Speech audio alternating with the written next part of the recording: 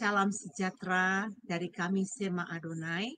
Tidak terasa ya, hari Jumat kembali kita berkumpul untuk mempelajari eskatologi. Hari ini topiknya sangat menarik sekali, yang tentunya bagi kita semua, kita sangat antusias ingin belajar dari Bapak Daniel Palungan ya. Bapak Ibu yang terkasih, sebelum kita memulai, mari kita tunduk kepala, mari kita berdoa agar kita mendapatkan urapan dari Bapa Sorgawi. Saya akan pimpin ya. Maha besar Engkau Bapa yang kami sembah di dalam nama Yesus. Kami sungguh bangga memiliki Allah yang mengaruniakan kepada kami hikmat marifat. Terima kasih Bapa. Kami percaya pada jam-jam ini Engkau akan memberkati setiap pribadi demi pribadi. Baik yang ada di Zoom maupun yang ada di live streaming yang sedang mengikuti acara kami. Bapak Sorgawi, hamba berdoa secara khusus, berkati hambamu, Pendeta Daniel Palungan. Urapi dia Bapa untuk menyampaikan isi hatimu, perjuangan yang dia lakukan selama ini Bapa, dengan tekun menggali kebenaran firman-Mu. Dan saat ini Bapa, dia ingin mengajarkan itu kepada kami. Mari Bapa, pakai topik pelajaran ini agar kami lebih memahami kebenaran firman-Mu. Urapi dia secara khusus Tuhan di dalam nama Tuhan Yesus. Bagi kami ya Bapa, berikan kami hati yang mau Bapa menerima pengajaran-pengajaran-Mu, mau menerima pembentukan, mau menerima pembersihan. Bapa, aku berdoa supaya karunia-karunia yang dari Engkau limpahkan kepada kami ini, agar kami bisa belajar dengan tepat. Begitu juga dengan operator kami ya Bapak yang bekerja di belakang layar. Berkati mereka ya Bapak, berkati internet mereka, listriknya Bapak, supaya acara ini boleh berjalan oleh pertolongan Tuhan. Bapak Surgawi, terima kasih.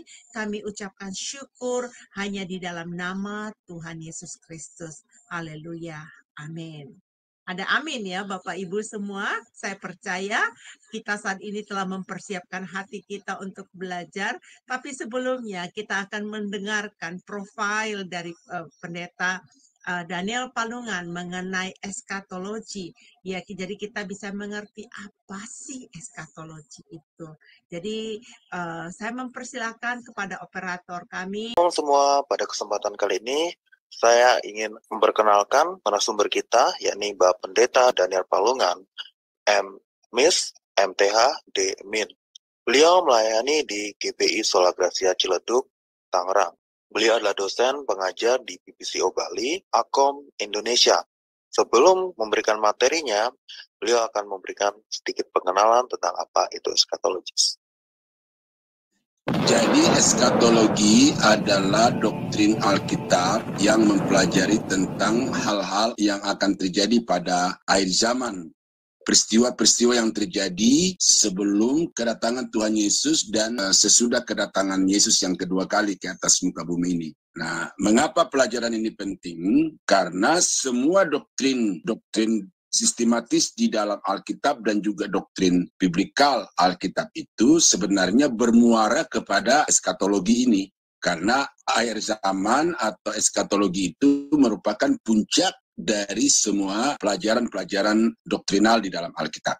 Nah, karena itu maka sangat penting untuk dipelajari, karena dengan demikian kita bisa mengetahui arah gereja yang sesungguhnya, keadaan akhir dari orang-orang percaya yang sesungguhnya. Itu satu. Yang kedua, pelajaran ini sangat penting oleh karena sepanjang sejarah gereja, doktrin ini sangat sering diselewengkan dan mengalami penyelewengan oleh pengajar-pengajar yang memiliki pemahaman yang tidak komprehensif. Ya, karena itu maka saya mencoba untuk membahas doktrin ini secara komprehensif dari perjanjian lama sampai di perjanjian baru, sehingga kita memahami apa yang Alkitab katakan tentang eskatologi ini secara keseluruhan. Nah, saya kira itu yang perlu untuk dipahami. Nah, demikianlah pengertian ya, terima kasih kepada Pak operator kita yang telah menayangkan apa itu eskatologi. Ternyata sangat penting ya saudara-saudara untuk kita belajar tentang eskatologi. Bahkan eskatologi itu pengajaran-pengajarannya banyak beredar di sana-sini ya. Tetapi hamba Tuhan saat ini Pak Daniel ingin mengantar kita untuk memahami pemahaman yang benar sesuai dengan kebenaran firman yang telah dikaji oleh beliau, yang telah dipelajari dan diselidiki dari setiap ayat-ayat yang ada di Alkitab. Baik, tidak menunda-nunda lagi, Pak Daniel, kami mempersilakannya untuk waktu saat ini untuk mengajarkan kepada kami. Silakan, Pak. Terima kasih Bu Heni, Pak Kodeks, dan teman-teman semua. Selamat malam, selamat berjumpa. Kiranya Tuhan senantiasa memberkati kita sekalian. Nah, kita pada malam ini akan melanjutkan pelajaran-pelajaran kita di sesi-sesi yang lalu, dan hari ini kita sampai kepada kebangkitan orang mati dan pengadilan-pengadilan. Tapi sebelum saya masuk ke materi itu, saya mencoba garis bawahi dulu. Minggu lalu ada teman kita yang menanyakan tentang iblis yang telah dibuat tidak berdaya ketika Yesus mati di atas kayu salib. Nah, itu sesuatu yang sangat benar sekali, bahwa ketika Yesus mati di atas kayu salib itu, iblis telah dihukumkan, karena kematian Kristus di atas kayu salib adalah untuk menghukum iblis. Artinya apa? Bahwa semua rencana iblis untuk menggagalkan karya penyelamatan Allah atas orang-orang berdosa itu dipatahkan oleh Tuhan Yesus. Walaupun tujuan iblis adalah untuk membunuh Yesus di atas kayu salib, supaya karya penyelamatannya gagal, tetapi justru dengan itu maka justru iblis yang dihancurkan semua niat-niat dan rencananya, karena dengan kematian Kristus maka karya penyelamatan Allah bagi orang berdosa itu menjadi paripurna, sempurna. Nah, tetapi iblis dibuat tidak berdaya itu berbeda dengan apa yang kita bahas minggu lalu, bahwa kedatangan Kristus yang kedua kali itu membuat iblis tidak berdaya, dalam arti bahwa bumi, alam semesta itu dibersihkan dari pengaruh kuasa-kuasa iblis. Iblis tidak mempengaruhi dan tidak bisa lagi menyesatkan bangsa-bangsa. Itu kalau kita baca di dalam Wahyu pasal 20. Ya, Wahyu pasal 20. Nah, jadi iblis yang dipatahkan kuasanya di atas kayu salib itu berbeda dengan iblis yang dibersihkan kehadirannya di tengah-tengah dunia ini. Karena itu maka kita baca di dalam surat Rasul-Rasul itu, mereka senantiasa mewanti-wanti umat, mewanti-wanti orang-orang percaya supaya jangan sampai lengah, karena iblis itu dikatakan oleh Petrus berkeliling bagikan singa yang mengaum-aum, beridar-idar bagikan singa yang mengaum-aum untuk mencari orang yang hendak ditelannya. Nah, jadi dari satu ayat itu saja sudah cukup bahwa kematian Kristus di atas kayu salib itu tidak untuk menghilangkan iblis dari muka bumi ini, tetapi kematian Kristus di atas kayu salib adalah untuk menghancurkan semua rencana dan niat-niat iblis untuk menghalangi karya penyelamatan Allah atas orang-orang berdosa. Nah, jadi dua konteks yang sangat berbeda ya. Jadi ini kaitannya dengan ilmu tafsir, saudara, bahwa kalau kita mau mencoba memahami satu bagian Alkitab itu, kita harus melihat di dalam konteksnya, supaya dengan demikian kita tidak campur baur dengan bagian-bagian lain dalam Alkitab yang kadang-kadang kata-katanya itu sama, tetapi memiliki konteks yang berbeda, dan karena itu tekanannya juga mengalami perbedaan-perbedaan satu dengan yang lain. Nah, jadi itu satu pola penafsiran dan cara memahami Alkitab secara benar itu adalah lihat berdasarkan konteksnya. Nah, satu hal yang pasti di dalam Alkitab yaitu kebangkitan orang mati. Ya.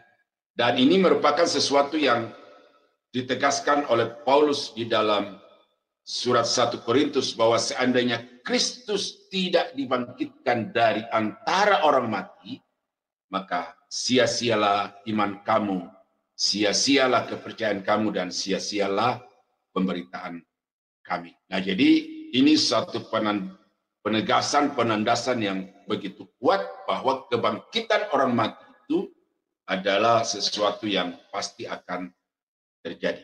Nah, saya tidak perlu bacakan semua ayat di dalam Alkitab, tetapi di sini saya melihat ada dua pandangan yang perlu saudara pikirkan, ya, bahwa orang yang percaya Yesus akan datang sesudah kerajaan 1000 tahun itu berpatokan juga kepada bahwa kebangkitan itu terjadi hanya sekali.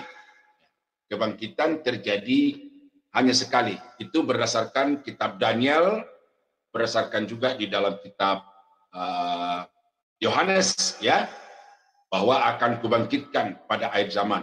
Ya, barang siapa yang percaya kepadaku akan kubangkitkan pada akhir zaman. Nah, jadi dengan beberapa ayat itu orang-orang postmil itu mengatakan bahwa Yesus itu akan membangkitkan orang mati hanya sekali dan itu akan terjadi di akhir 1000 tahun.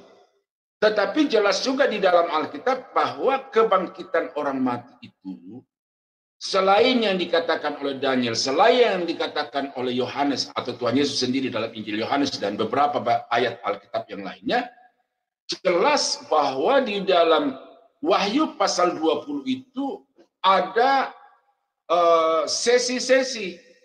Sesi pertama, sesi kedua, atau tahap pertama, tahap kedua. Nah, kalau kita hanya mengambil satu kesimpulan berdasarkan bagian-bagian ayat tertentu saja, ya kita bisa klaim bahwa pendapat kita, kesimpulan kita itu betul. Karena memang berdasar kepada ayat-ayat Alkitab. Nah, ini juga yang perlu dipahami seperti yang Pak Rafli juga kemukakan minggu lalu itu ada teman-teman yang mendasarkan doktrin eskatologi itu, kedatangan Tuhan itu, bahwa Yesus sudah datang dalam bentuk rohani, bagaimana dia memulihkan, bagaimana dia menyelamatkan orang-orang berdosa. Tetapi jelas bahwa kedatangan Yesus yang dimaksudkan secara eskatologi itu bukan kedatangan secara rohani, tetapi kedatangan secara fisik. Nah, jadi harus kita melihat itu secara komprehensif. Nah, karena itu di dalam video pendahuluan tadi itu saya sudah katakan itu bahwa memahami eskatologi ini tidak hanya berdasarkan bagian-bagian tertentu dari Alkitab, tetapi berdasarkan keseluruhan Alkitab.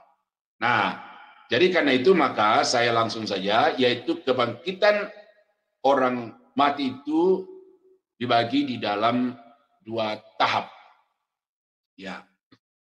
Kebangkitan yang pertama itu dikatakan di dalam Wahyu pasal 20. Ya. Saya bacakan Wahyu pasal 20 ayat 4 sampai 6 yang berkata, kemudian lalu aku melihat takhta-takhta dan orang-orang yang duduk di atasnya. Kepada mereka diserahkan kuasa untuk menghakimi.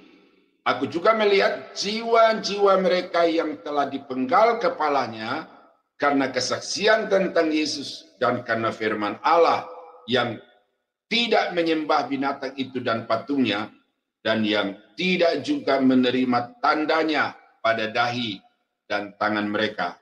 Dan mereka hidup kembali dan memerintah sebagai raja bersama-sama dengan Kristus untuk masa 1000 tahun. Tetapi orang-orang mati yang lain tidak bangkit sebelum berakhir masa yang 1000 tahun itu. Itulah kebangkitan yang pertama. Berbahagia dan kuduslah ia yang mendapat bagian dalam kebangkitan pertama itu. Kematian yang kedua tidak berkuasa lagi atas mereka, tetapi mereka akan menjadi imam-imam Allah dan Kristus, dan mereka akan memerintah sebagai raja bersama-sama dengan Dia 1000 tahun lamanya. Nah, jadi kita melihat di sini bahwa ada orang-orang yang dibangkitkan di akhir dari masa tribulasi. Ya.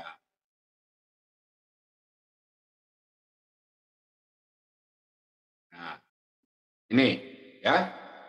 Kalau orang-orang yang mati di dalam iman kepada Yesus Kristus itu mulai dari Adam sampai kepada orang yang terakhir mati pada saat sangkakala Allah berbunyi, dan mereka itu mati di dalam Yesus, itu kita sudah baca bahwa mereka dibangkitkan di awal masa tribulasi untuk diangkat menyongsong Tuhan di awan-awan, dan di sana akan tinggal bersama-sama dengan Yesus untuk dan sampai selama-lamanya. Ya, nah itu di dalam Tesalonika dikatakan begitu.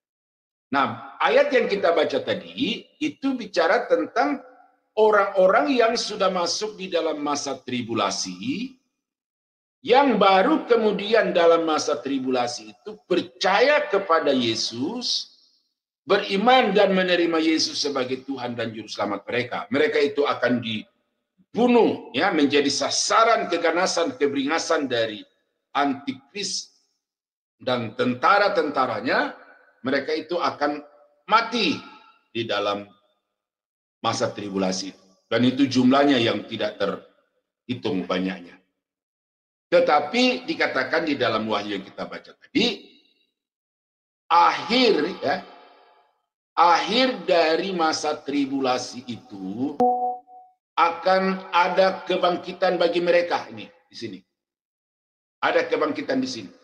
Nah, mereka yang bangkit di sini tidak perlu lagi naik ke awan-awan untuk menyongsong Tuhan, tetapi mereka akan tinggal di bumi, dan justru Yesus dan saleh-salehnya yang akan turun ke bumi, dan mereka akan bergabung di akhir masa tribulasi itu untuk kemudian bersama-sama masuk di dalam masa 1000 tahun pemerintahan mesianik yang dikatakan di dalam kitab Wahyu tadi itu akan memerintah selama 1000 tahun lamanya. Nah, baru kebangkitan yang kedua di dalam ayat yang kita baca tadi itu dikatakan, tetapi orang-orang mati yang lainnya, di dalam ayat yang kelima, ya, orang-orang yang mati yang lainnya dari sejak zaman Adam sampai kepada akhir dari masa tribulasi itu yang di luar Kristus, yang mati di luar Kristus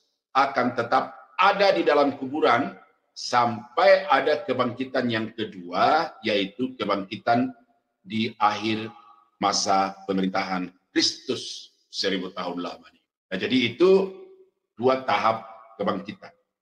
Nah, jadi saudara-saudara, karena itu maka kita harus bersyukur. Kata Alkitab di sini dikatakan, berbahagia dan kuduslah ia yang mendapat bagian dalam kebangkitan yang pertama. Nah, yang dimaksud dengan kebangkitan yang pertama di sini, dua tadi itu, kebangkitan orang percaya di dalam Kristus pada awal masa tribulasi, dan kebangkitan di akhir masa tribulasi itu dikategorikan sebagai kebangkitan yang pertama. Nah, dan kudus, bahagia dan kuduslah mereka yang mendapat bagian dalam kebangkitan yang kedua. Nah, kemudian kebangkitan yang kedua itu di dalam ayat yang kelima tadi sudah saya baca, ayat yang ke-12 dan 13. Ya. Dan aku melihat orang-orang mati besar dan kecil berdiri di depan takhta itu. Lalu dibuka semua kitab, dan dibuka juga sebuah kitab lain, yaitu kitab kehidupan. Dan orang-orang mati dihakimi menurut perbuatan mereka berdasarkan apa yang tertulis di dalam kitab-kitab itu. maka laut menyerahkan orang-orang mati yang ada di dalamnya, dan maut dan kerajaan maut menyerahkan orang-orang mati yang ada di dalamnya, dan mereka dihakimi menurut perbuatan masing-masing. Nah, jadi kita melihat di situ ada lagi kebangkitan yang kedua, yaitu orang-orang yang mati di luar Kristus itu baru akan dikeluarkan dari kerajaan maut untuk dihakimi di akhir masa tribulasi. Akhir kerajaan 1000 tahun. Nah, jadi saudara ini sekilas tentang kebangkitan orang mati itu, dan walaupun Daniel ya dan Yohanes itu bahwa orang dibangkitkan oleh Yesus, ada yang untuk memperoleh hidup dan ada yang untuk dihukumkan, tetapi di Saya situ minta maaf ya Pak Daniel. ya. Ini slide-nya kalau boleh bisa diperbaiki karena kepotong, mungkin terlalu berbesar sehingga ada bagian yang nggak kebaca. Oh, ya, demikian. Terima kasih Pak Daniel. Okay, ya. Silakan monggo. Ya, tadi saya berbesar tadi ya betul. Ya. Silakan. Nah, jadi saudara itu kita harus kombinasi antara apa yang dikatakan Daniel, antara apa yang dikatakan Tuhan Yesus di dalam Injil Yohanes dan juga di banyak ayat yang lainnya, baru kita gabungkan bahwa memang apa yang dikatakan Daniel, apa yang dikatakan Yohanes itu tidak salah. Walaupun mereka tidak menjelaskan tentang kebangkitan satu, kebangkitan dua, tetapi itu harus dipadukan dengan apa yang dikatakan juga oleh Yohanes di dalam kitab Wahyu, yaitu bahwa ada kebangkitan pertama, ada kebangkitan kedua. Ada yang dibangkitkan di awal kerajaan 1000 tahun, dan ada yang dibangkitkan di akhir masa 1000 tahun. Nah, saya kira itu ayat-ayat yang berbicara tentang kebangkitan orang mati. Dan tempat orang mati itu kalau orang benar ada di Firdaus, ya ini ada ayat-ayatnya. Lalu kalau orang jahat ada di Seol, ada di Hades, alam maut, ada di Gehenna, api siksaan, ada di Tartarus. Nah, itu semua ada nama-nama di situ, tetapi itu pengistilahan-pengistilahan yang menunjuk kepada tempat yang sama sebenarnya. Nah, sehingga minggu lalu ada yang bertanya tentang api penyucian itu. Nah, sampai hari ini saya belum menemukan satu ayat pun dari Alkitab, ya, Alkitab kita yang kanonik itu, yang mengatakan bahwa ada tempat ketiga. Karena yang saya dapatkan sampai hari ini dan yang saya percaya sampai hari ini juga buku-buku yang saya baca, ya sekian banyak itu hanya menyebutkan dua ini, bahwa orang-orang yang mati di dalam Kristus itu ada di Firdaus, dan orang-orang yang mati di luar Kristus itu masuk ke Seol, Hades, Gehenna, atau Tartarus. Nah, oke saudara-saudara, sebelum kita lanjut ke slide berikutnya mengenai kebangkitan orang mati ini, apakah ada yang perlu diperjelas atau mungkin ada ayat-ayat lain yang Bapak Ibu bisa kemukakan yang belum saya tulis di sini untuk coba kita baik. Baik Pak, teman-teman adakah di antara kalian tolong di raise tangan ya, angkat tangannya supaya saya tahu emosi. Oke, silakan. Silakan Ibu Rachel. Ya, silakan. Ya, selamat malam Pak Daniel. Saya ini lagi di jalan tapi saya nggak takut ketinggalan untuk bertanya. Ya. Pak Daniel, saya mendengar bahwa kalau sebelum Yerusalem baru itu, benarkah bumi ini bumi hanguskan, Pak? Semuanya gitu. Oh, itu nanti kita akan masuk ke langit baru, bumi baru, Bu. Ya, kita akan masuk ke langit baru, bumi baru. Itu belum sampai slide-nya itu. Ya, ada itu nanti.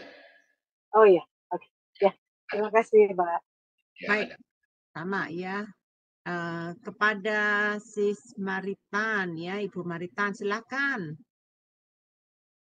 Silakan. Ya. Shalom Pak. Shalom Ibu Maritan. Ya, saya mau bertanya, di masa 1000 tahun itu apakah ada matahari atau ada bulan juga atau gelap saat masa 1000 tahun itu gimana tuh Pak? Ya, ini pertanyaan Ibu ada slide-nya itu, dan itu minggu depan saya akan bahas itu. Jadi itu satu pertanyaan yang bagus ya, karena untuk nanti membedakan kerajaan 1000 tahun dengan langit baru bumi baru. Tetapi itu Ibu mesti bersabar, karena supaya sistematika mata pelajaran ini berjalan sebagaimana seharusnya, ya untuk 1000 tahun dan langit di bumi hanguskan itu nanti. Sabar ya Ibu. Oh iya Pak, ya makasih Pak. Ya baik Ibu Maritan, bersabar. Berarti Bu Maritan harus hadir lagi untuk pelajaran-pelajaran berikutnya ya. Iya, baik untuk Pak Holi. Silakan Pak Holi. Ya, malam Pak Daniel. Malam Pak Holi. Ya, minggu lalu kan saya tanya yang Wahyu 20:12, saat ini pas nih ada Pak. Ya. Apa yang sekarang Bapak mempertegas lagi dari Wahyu 20:12? Ya. Saya baca ya? Ya. Dan aku melihat orang-orang mati besar dan kecil berdiri di depan tahta itu, lalu dibuka semua kitab.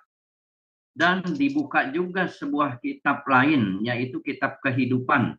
Dan orang-orang mati dihakimi menurut perbuatan mereka berdasarkan apa yang ada tertulis di dalam kitab-kitab itu. Ya. Maksudnya kitab apa aja itu, begitu banyak?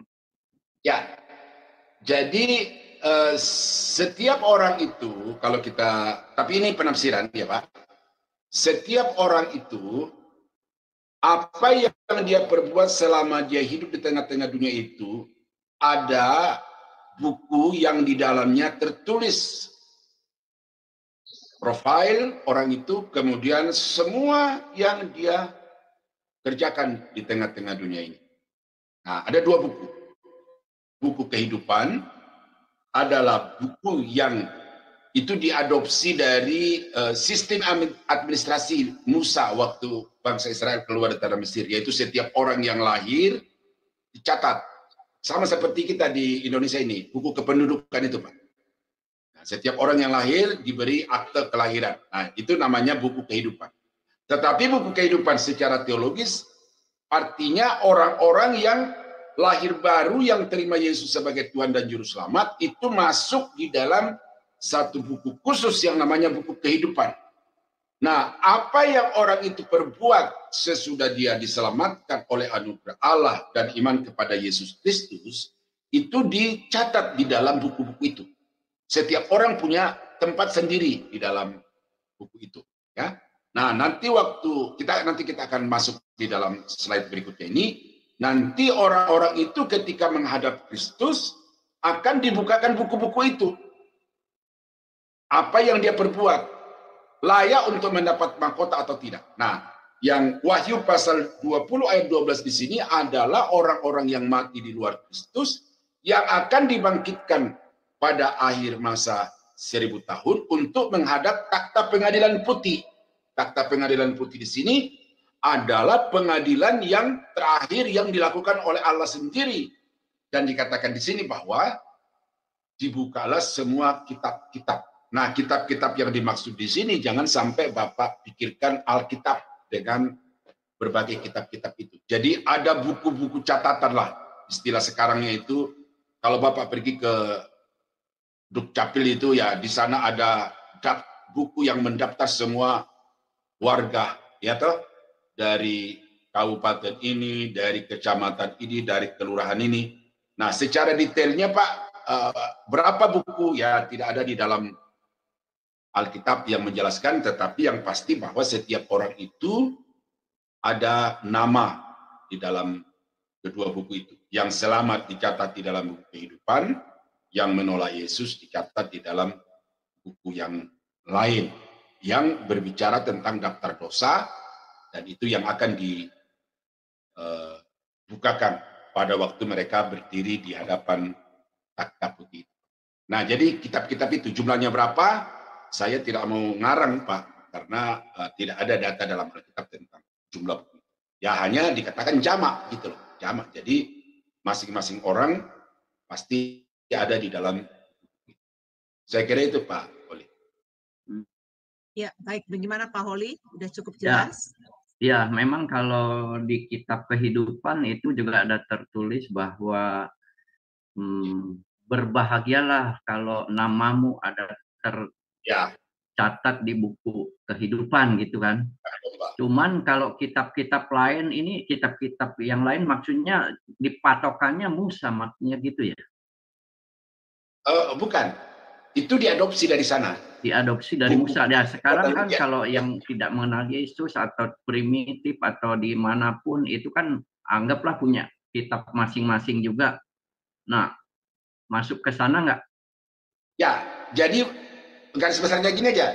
Orang yang mati di luar Kristus, mau primitif mau orang yang modern gitu, selama dia tidak percaya kepada Yesus, dia akan masuk di dalam kitab-kitab yang lain itu. Itu Pak.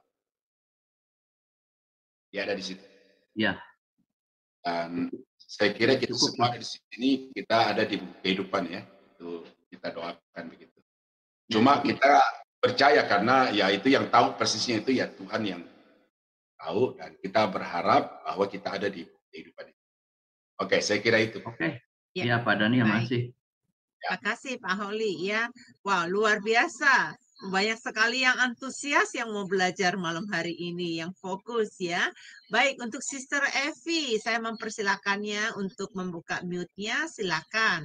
Fokus kepada kebangkitan dulu ya, jangan kemana-mana, karena semua ada slide-nya nanti.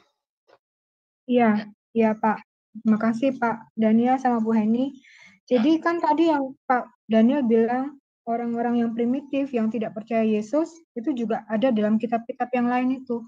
Yang jadi pertanyaan saya sejak dulu, Pak, orang-orang itu kan masih belum kenal Yesus, tidak pernah mendengar nama Yesus bahkan ya. Jadi orang-orang itu akan dihakimi berdasarkan perbuatan ya, Pak ya. Karena kan tidak ada kebenaran di dalam hidup mereka. Ya. Saya tidak mau mengatakan dihakimi berdasarkan perbuatan. Dihakimi juga berdasarkan iman atau tidak beriman. Itu dulu. Karena kalau kita kedepankan perbuatan, nanti ya pelajaran yang akan datang saya akan bahas di situ.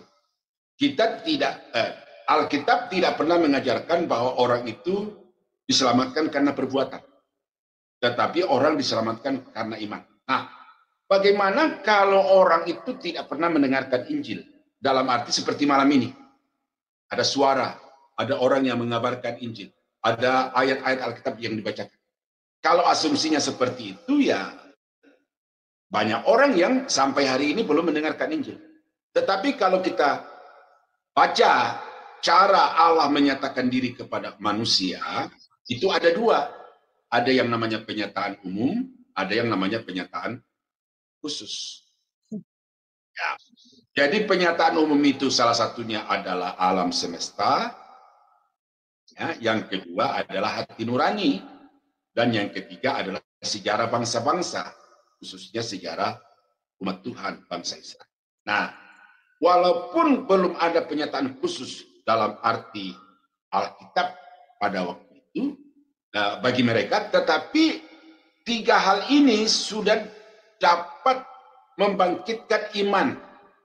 Nah, sudah dapat membangkitkan iman di dalam orang yang menyaksikan alam semesta ini. Siapa yang menciptakan alam semesta ini? Apakah ada dengan sendirinya? Yaitu kan pemikiran Darwin, ya, bahwa alam semesta ini Alkitab mengatakan itu diciptakan, kemudian diatur oleh Tuhan sedemikian rupa, dipelihara oleh Tuhan sedemikian rupa, sehingga sampai hari ini alam itu berlangsung di dalam keteraturan. Nah, jadi orang-orang yang memikirkan tentang alam semesta sebagai suatu buah karya dari Yang Maha Agung, itu diperhitungkan sebagai iman. Jangan kita tuntut bahwa mereka harus beriman sama seperti kita, karena kita sekarang itu sudah sangat banyak fasilitas-fasilitas yang membantu kita untuk lebih memahami dibandingkan dengan orang-orang yang sangat primitif. Nah, yang kedua, penyataan khusus. Ya, penyataan khusus kalau kita baca itu ada 10 macam penyataan khusus itu. Salah satu yang terakhir itu adalah Alkitab. Nah, kalau kita baca bahwa kepada orang-orang tertentu secara pribadi ataupun secara kelompok dalam masa sebelum Alkitab itu ada, itu dikatakan bahwa Tuhan seringkali datang kepada mereka untuk menyatakan diri dan menyatakan maksudnya bagi orang itu. Jadi selain penyataan umum, ada penyataan khusus. Nah, penyataan umum, penyataan khusus itu yang sampai ke dalam hati dan membangkitkan kepercayaan. Ya, walaupun saya kasih tanda petik kepercayaan yang sangat sederhana, itu diperhitungkan oleh Tuhan sebagai alasan untuk orang itu diselamatkan. Nah, berdasarkan itu maka mereka melakukan sesuatu. Nah, bentuk-bentuk ritual yang dilakukan oleh orang-orang primitif itu ya sebatas yang mereka tahu, sebatas yang mereka pahami dari penyataan umum dan juga dari hati nurani mereka. Nah, orang-orang seperti itu masuk di dalam keadilan Tuhan untuk memberikan penilaian kepada mereka. Nah, jadi saya tekankan di sini bahwa keselamatan orang-orang itu adalah iman, bukan perbuatan ya.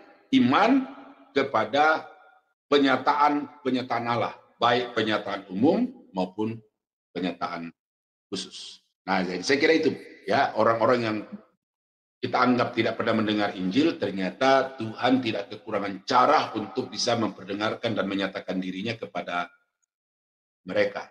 Ya, apalagi kalau kita baca di dalam kitab Wahyu, itu bahwa malaikat itu berseru dan semua bangsa, semua suku, semua kaum dan semua bahasa itu tidak ada satupun yang luput dari jangkauan malaikat-malaikat untuk memberitakan Injil kepada mereka. Ya, jadi jangan kita berpikir gimana orang Papua yang di pedalaman, bagaimana orang Afrika yang sangat di pedalaman itu.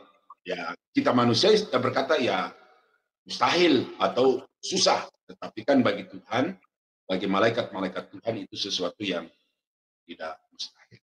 Ya, jadi keadilan Tuhan di sana berlaku, tetapi keadilan Tuhan juga tetap memperhitungkan iman, dan iman mereka itu tadi berdasarkan penyataan umum dan penyataan khusus. Saya kira itu Ibu. Ya. Terima kasih Pak Daniel. Berkati. Wow, terima kasih ya ikut berpartisipasi, menandakan Anda benar-benar serius belajar ya. Baik, untuk Ibu Eri, dipersilakan untuk Ibu Eri. Silakan Bu. Bu Eni dan Pak Daniel, saya mau tanya Pak, 2 hal yang di dalam Yohanes Pak, ada 2 ayat, ya, 2 ayat. Yang pertama dalam Yohanes 12, maaf ya, maaf sebentar. Yohanes 11 Pak, ayat 24 yang Lazarus dibangkitkan itu, 24 saya akan baca. Kata Marta kepadanya, aku tahu bahwa ia akan bangkit pada waktu orang-orang bangkit pada akhir zaman. Nah, yang dimaksud Marta di sini apakah kebangkitan yang seperti Bapak ceritakan tadi? Ya. Itu pertama Pak. Yang kedua, di dalam Matius 27 Pak, ayat 52 ini juga ada tentang kebangkitan, tapi kayaknya beda ya. Beda, cuma saya kok penasaran di situ Pak. Matius 27 ayat 52 Pak, akan saya bacakan, maaf. Dan kuburan-kuburan terbuka dan banyak orang kudus yang telah meninggal bangkit. Dan ya itu tentang ini ya, kematian Yesus. Saya kok penasaran ini ya Pak ya, memang benarkah waktu itu kuburan terbuka banyak orang mati bangkit, sesudahnya itu kemana gitu ya Pak? Makasih Pak dari 2 ayat. Oke.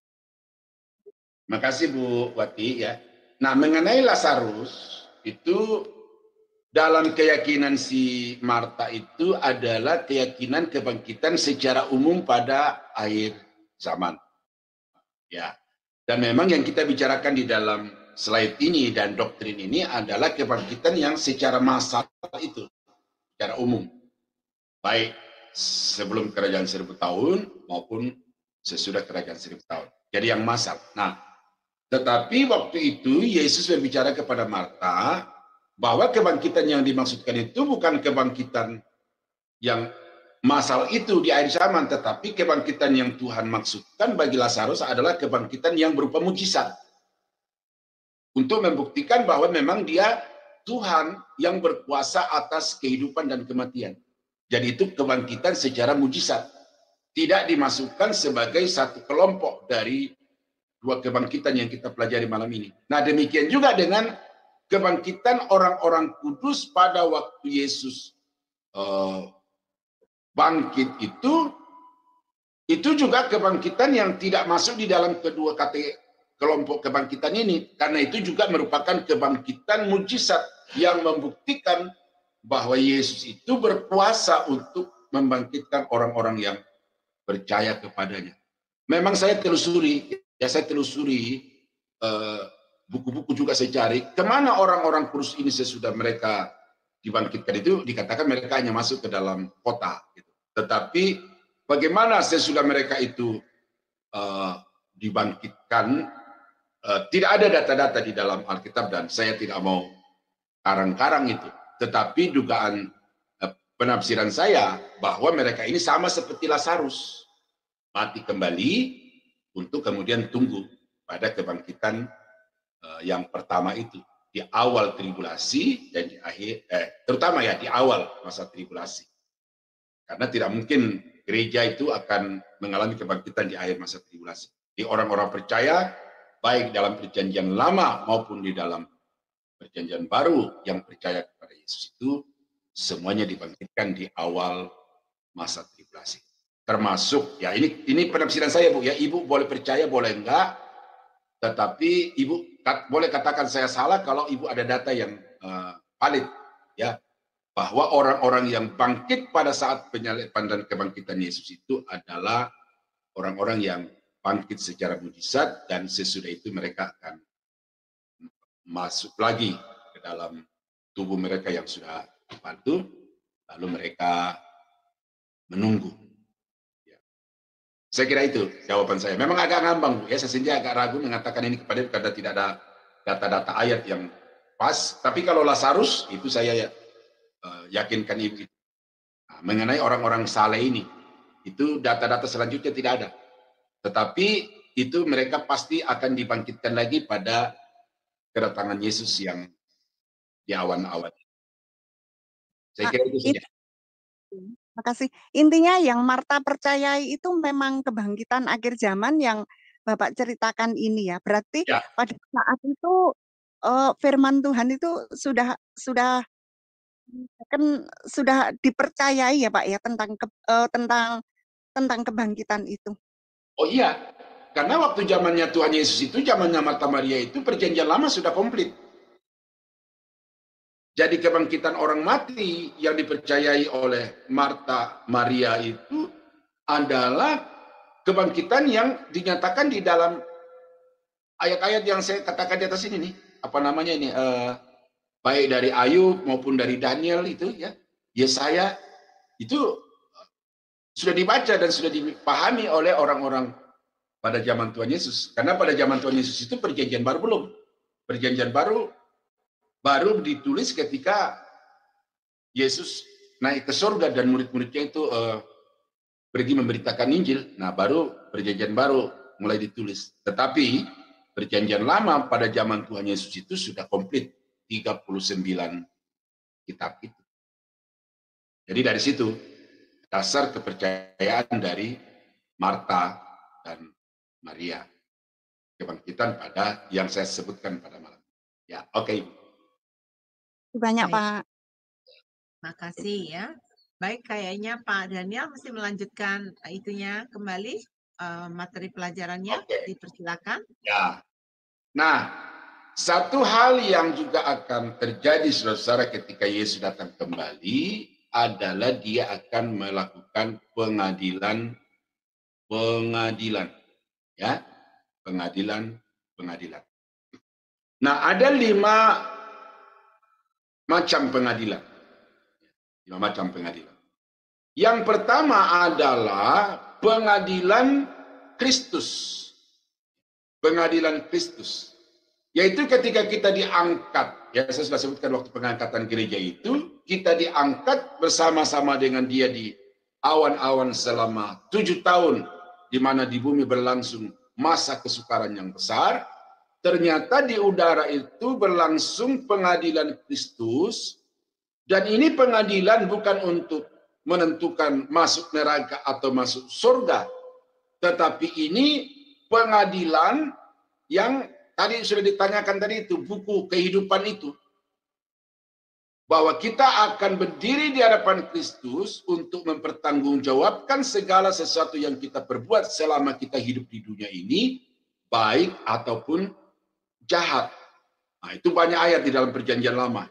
Nah, tapi coba saya bacakan dari 2 Korintus 5 ayat 10.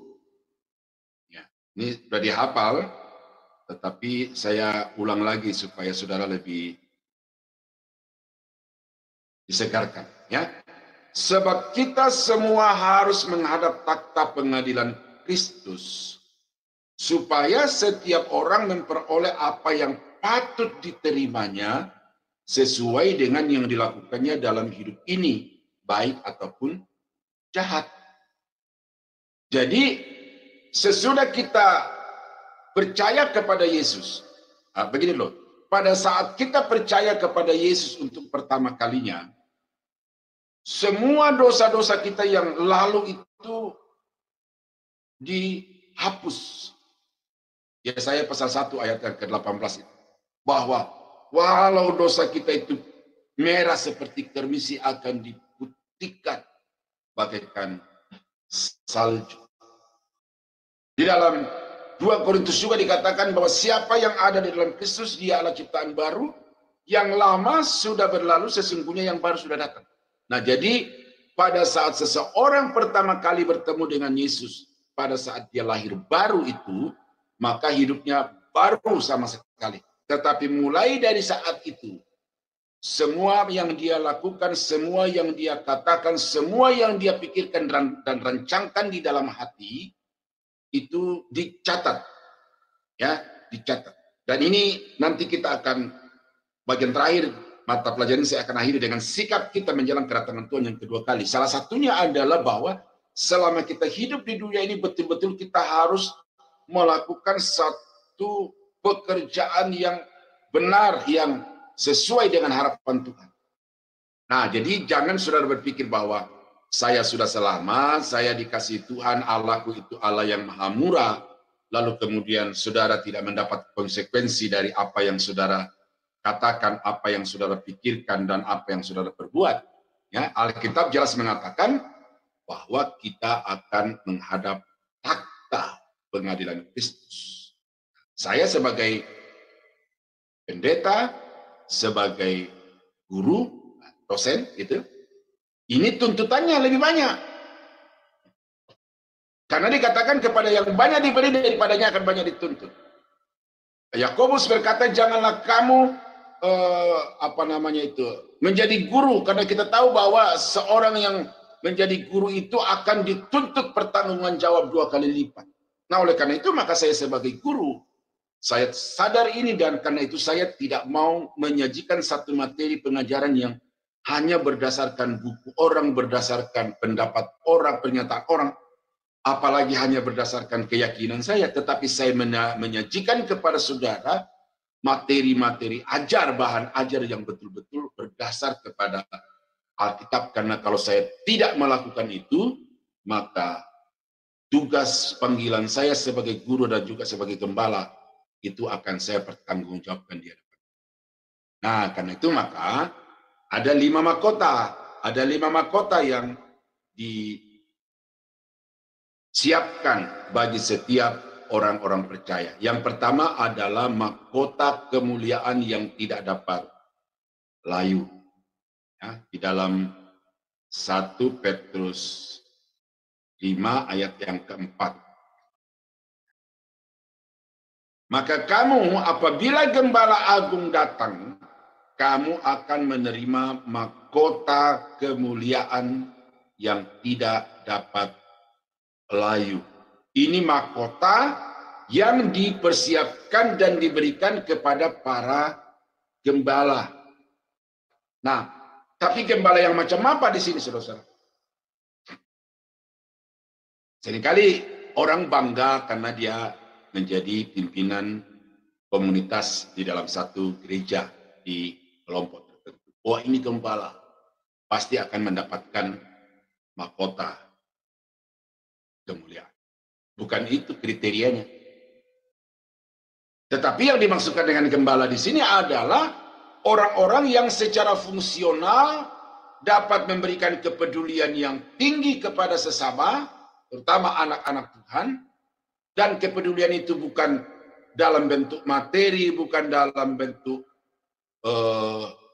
bendawi gitu ya, maksudnya gitu ya, atau kunjungan-kunjungan, tatsing gitu, bukan gitu. Tetapi penggembalaan di sini salah satunya adalah memberikan kepada mereka itu makanan rohani yang membuat kerohanian mereka bisa bertumbuh.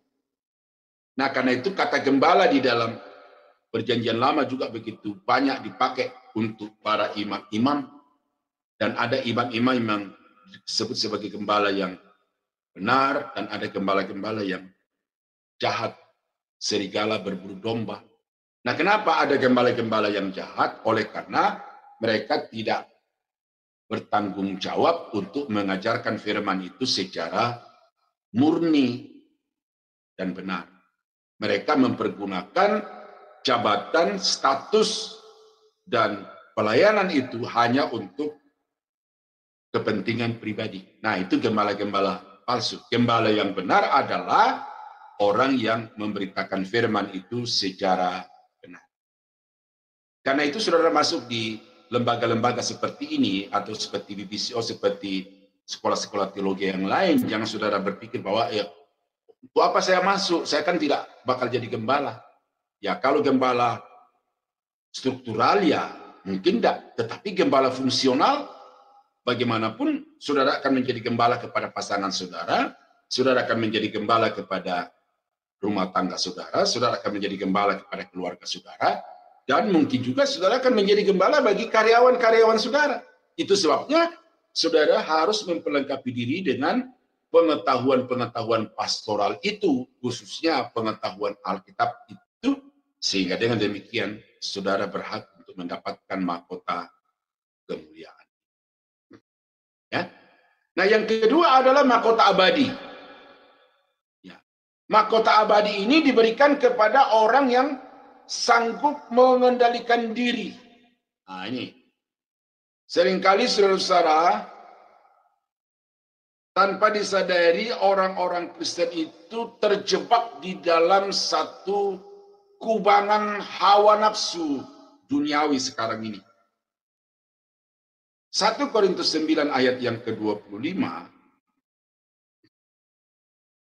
tiap-tiap orang yang turut mengambil bagian dalam pertandingan menguasai dirinya di dalam segala hal. Mereka berbuat demikian untuk memperoleh suatu mahkota yang fana. Tetapi kita menguasai diri dalam segala hal untuk memperoleh suatu mahkota yang abadi. Nah, jadi hati-hati saudara-saudara ya, terutama sekarang ini di udara ya, di media sosial, gereja-gereja baru bermunculan, di dunia nyata juga apalagi.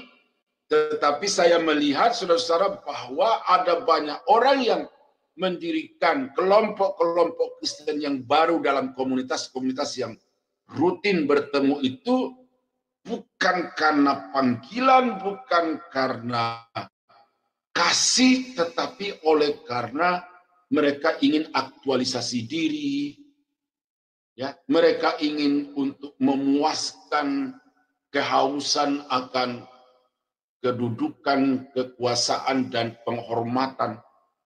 Jadi rentan, saudara, ya rentan. Jadi pemimpin itu rentan terhadap jebolnya benteng penguasaan diri ini. Coba kita baca satu ayat lagi di dalam 1 Petrus 4 ayat yang ke-7. Ya. kesudahan segala sesuatu sudah dekat. Karena itu, kuasailah dirimu dan jadilah tenang. Ya. Kesudahan segala sesuatu ini artinya kedatangan Tuhan sudah semakin dekat. Oleh karena itu, apa yang harus kita lakukan? Kata Petrus, kuasailah dirimu.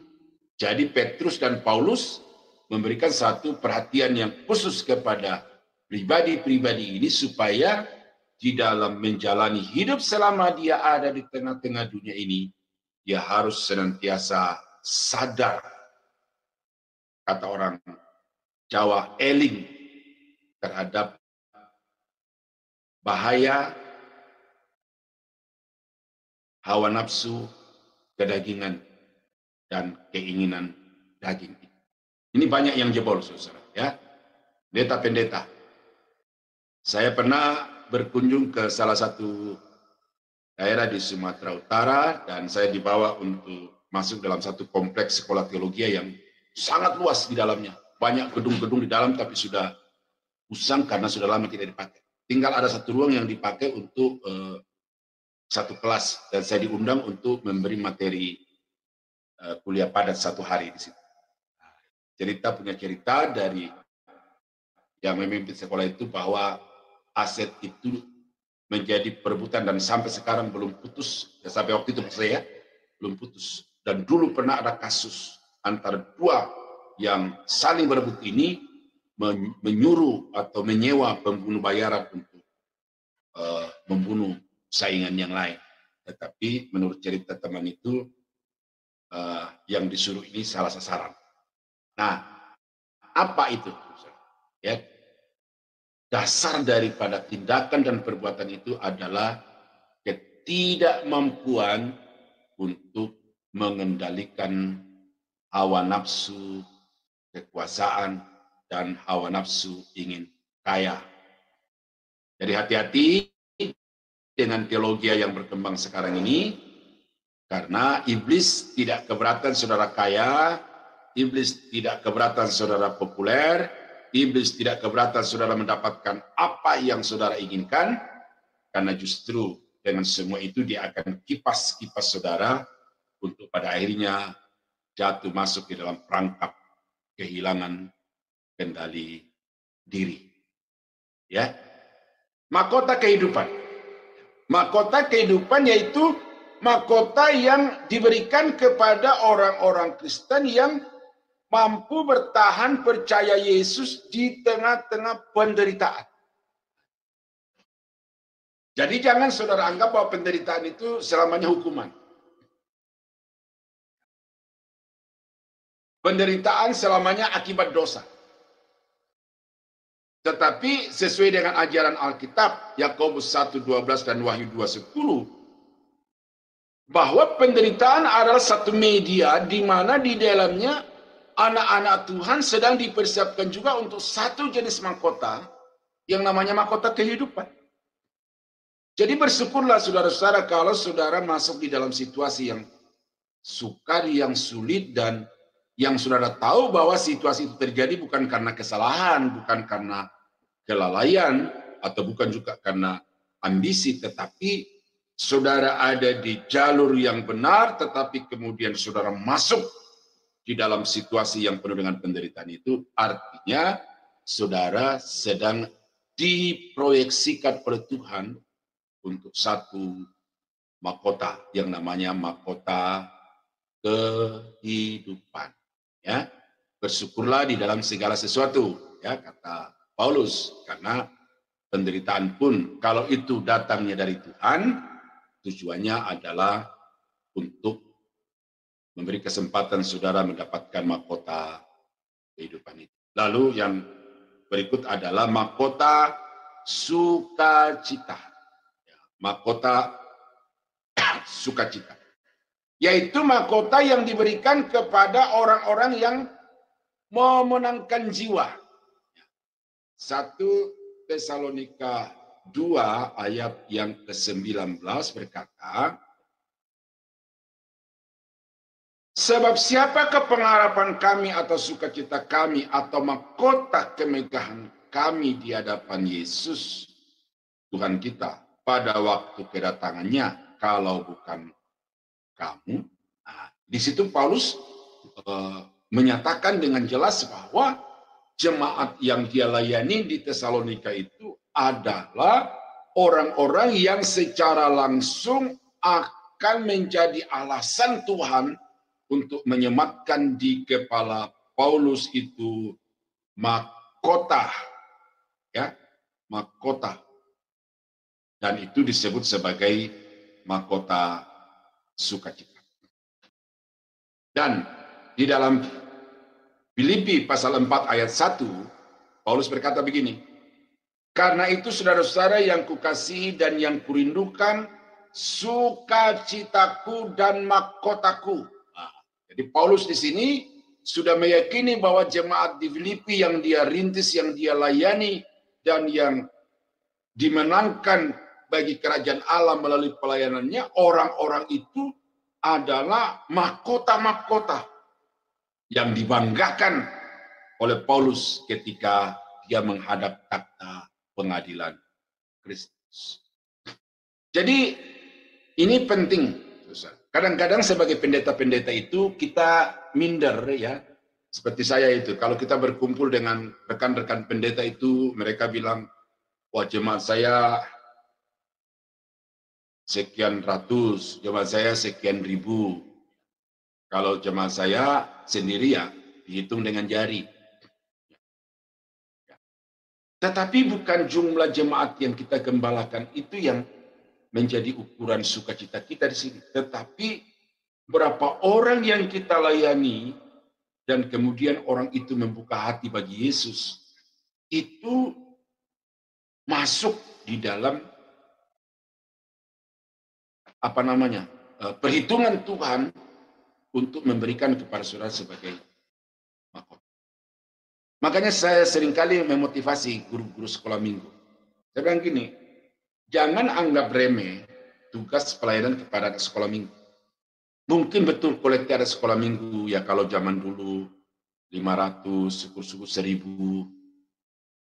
Kalau mungkin sekarang itu ya 2000, 5000. Karena anak-anak sekarang kan pintar juga, dikasih sama mama bapaknya 5.000, di jalan dia tukar menjadi 2000-an, lalu 3.000 dia jajan, 2.000 dia masukkan di kolektif. Nah, saya bilang sama guru-guru sekolah minggu, jangan menilai pelayanan sekolah minggu dengan jumlah itu. Tetapi saudara harus sadar bahwa anak-anak sekolah minggu ini, kalau saudara layani dengan sungguh-sungguh, dengan tulus, dan bawa pelayanan saudara mereka itu membuka hati bagi Yesus, maka itu akan menjadi investasi yang pada waktu Yesus datang kembali pada kali yang kedua, saudara akan disematkan mahkota yang namanya mahkota sukacita, karena anak itu dimenangkan dari awal, di masa kecilnya, ketika dia mendengarkan pelayanan saudara. Ini hati-hati saudara, ya. Ada seorang penginjil besar yang keliling dunia. Sesudah pulang, ditanya, berapa orang yang kau menangkan bagi Kristus? Dia bilang, 3,5. Loh, kok bisa 3,5? Ya, 3 itu anak-anak yang menyerahkan diri dalam pelayanan itu, dan 1 orang dewasa. Oh begitu? Ya, karena 3 anak kecil ini saya menangkan seluruh hidupnya bagi Kristus, tetapi yang dewasa ini tinggal separuh umurnya saya menangkan bagi Kristus. Jadi 3,5 jiwa. Nah, jadi di mata pendeta itu, anak sekolah minggu itu jiwanya utuh sepenuhnya bagi Kristus. Ya, jadi karena itu saudara, menangkan jiwa, ya, bukan hanya orang-orang kaya yang kita cari, tetapi orang-orang susah dan juga anak-anak sekolah minggu yang tidak berdaya itu kita menangkan bagi kerajaan Allah. Dan yang kelima adalah mahkota kebenaran. Saya bacakan ayat ini, ya. Dalam 2 Timotius 4 ayat yang ke-8, Dia berkata begini,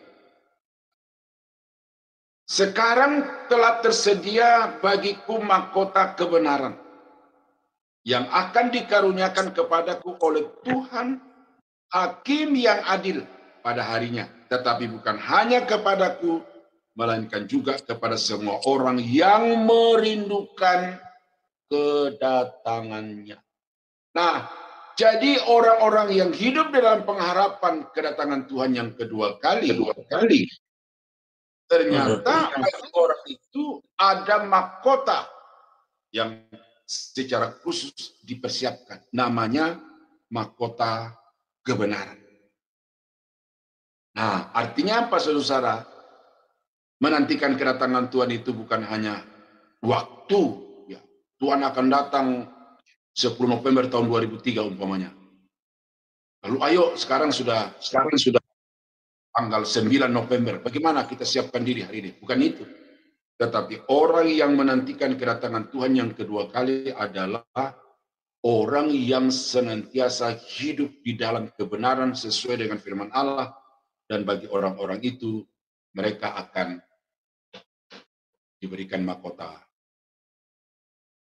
kebenaran itu. Nah, itu 5 mahkota yang dipersiapkan Tuhan untuk orang-orang yang dengan tekun mengiring Tuhan selama ada di tengah-tengah dunia. Nah, tapi kalau kita baca di dalam 1 Korintus pasal 3, ya 1 Korintus pasal 3 ayat yang ke-15, ternyata ada orang yang tidak mendapat mahkota sama sekali. Ya. Ya. Di dalam 1 Korintus 3:15 dikatakan, jika pekerjaannya terbakar, ia akan menderita kerugian, tetapi ia sendiri akan diselamatkan, tetapi seperti dari dalam api. Nah, jadi ini orang-orang yang menghadap Tuhan tidak berani untuk mengangkat kepala di hadapan Tuhan karena tidak ada sesuatu yang bisa dibanggakan di hadapan Tuhan. Prestasi kekristenannya selama dia ada di dunia ini nihil oleh karena perbuatan-perbuatannya tidak ada yang menyukakan hati Tuhan. Nah, oleh karena itu maka saudara-saudara, selama kita hidup di tengah-tengah dunia ini, mari kita isi kehidupan ini dengan perbuatan-perbuatan yang berkenan kepada Tuhan, sehingga kita jangan seperti yang digambarkan Paulus di dalam 1 Korintus 3 ayat 10 ini. Ya.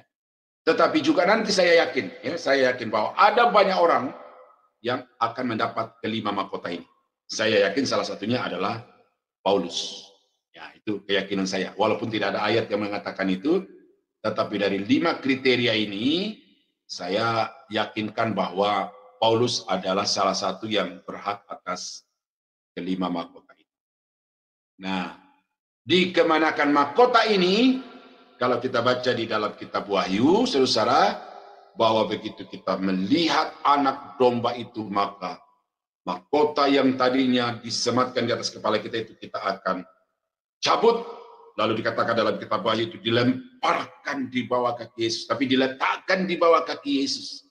Dan kita akan berkata, engkau yang layak anak domba Allah, yang telah mati disembelih dan telah dibangkitkan untuk menyelamatkan orang-orang. Jadi semua mahkota-mahkota itu hanya mampir di atas kepala kita sesaat saja, tetapi itu sudah cukup untuk memberikan kepada kita kebanggaan. Dan mahkota-mahkota yang kita peroleh itu, saudara-saudara, akan berdampak kepada kedudukan di dalam kerajaan 1000 tahun. Ya, itu ada ayat-ayat. Nah, pengadilan yang kedua itu sesudah Yesus turun dari awan-awan ke atas muka bumi ini, menginjakkan kakinya di atas Bukit Zaitun, lalu masuk ke Yerusalem. Kemudian di situ akan diadakan pengadilan bagi bangsa Israel. Ya, di sana semua bangsa Israel yang lolos dari masa tribulasi itu akan berdiri di hadapan Yesus untuk dihakimi. Dan ternyata di situ, saudara, saya baca di dalam Matius pasal 19 ya. Matius pasal 19 ayat yang ke-28. Kata Yesus kepada mereka, aku berkata kepadamu, sesungguhnya pada waktu penciptaan kembali, apabila anak manusia bersemayam di takhta kemuliaannya, kamu di sini adalah murid-murid Yesus, yang telah mengikut aku akan duduk juga di atas 12 takhta untuk menghakimi ke-12 suku Israel.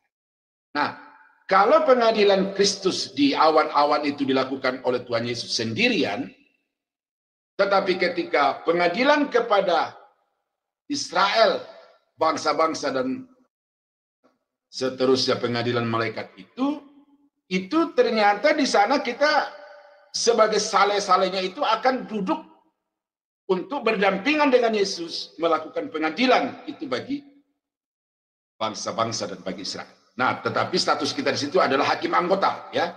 Hakim ketuanya tetap Yesus. Nah, apa yang diadili oleh orang Israel ini, saudara baca itu di dalam Matius pasal 25 ayat 1 sampai 30, ya, itu perumpamaan tentang talenta. Ya, ada yang diberikan 1 talenta, ada yang diberikan 2 talenta, ada yang diberikan 5 talenta. Nah, ini bukan kesewenang-wenangan dari Yesus atau dari Tuhan untuk memberikan talenta itu, tetapi dikatakan sesuai kemampuan masing-masing. Nah, jadi semua talenta yang Tuhan berikan kepada bangsa Israel itu dipertanggungjawabkan. Siapa yang tidak mengembang talenta itu dengan baik, nah itu akan dicampakkan ke dalam dapur api, ke dalam kegelapan yang penuh dengan kertak gigi, kata Tuhan Yesus.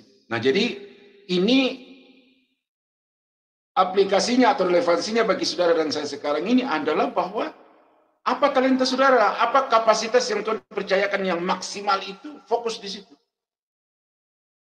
Karena saya melihat sekarang ini saudara bahwa sebenarnya ada banyak anak-anak Tuhan yang diberi kapasitas untuk menjadi pengusaha, untuk menjadi eksekutif yang efektif, untuk menjadi leader yang bisa menggerakkan orang-orang percaya untuk mengiring Tuhan. Tetapi kemudian mereka meninggalkan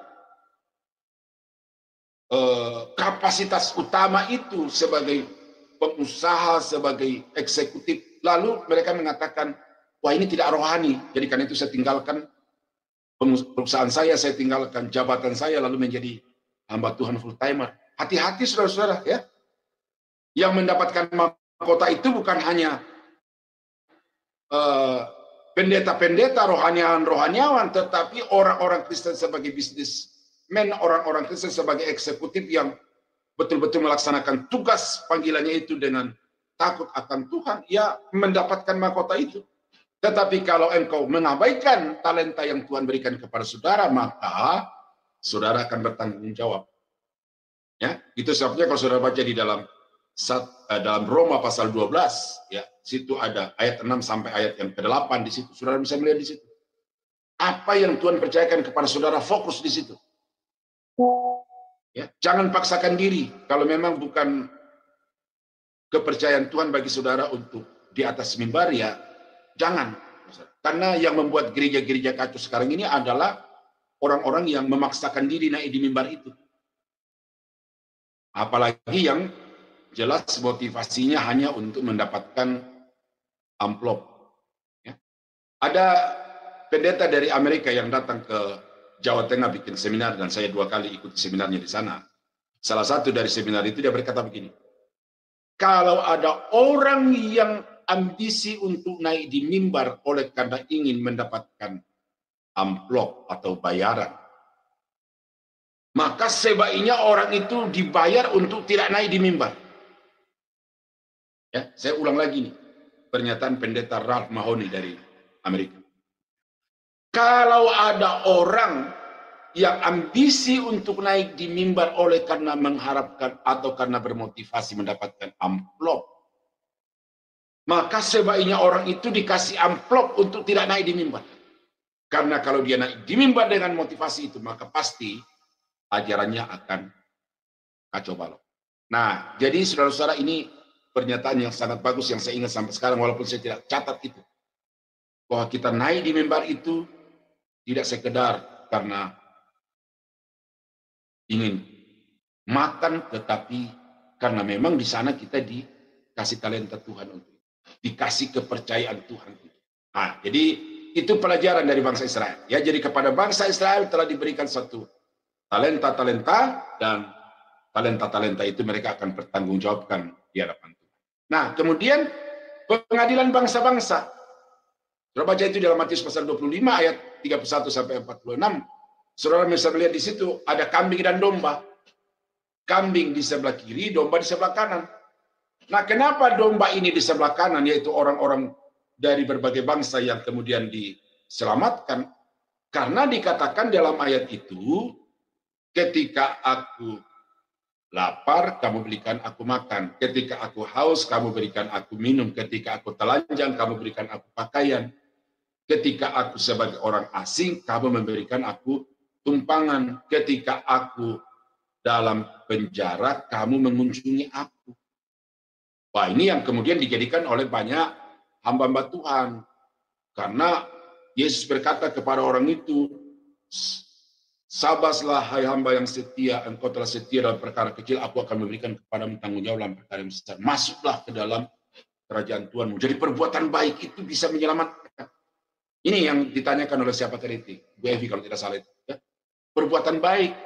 Padahal perbuatan baik yang dilakukan oleh orang-orang pada masa tribulasi itu tidak sekedar berbuat baik, tetapi itu sedang mempertaruhkan nyawanya, karena siapapun yang memberi pertolongan kepada bangsa Israel, kepada musuh utamanya Antikris, maka orang-orang itu dianggap sebagai bagian dari orang-orang itu, bangsa Israel itu, dan mereka akan dibunuh.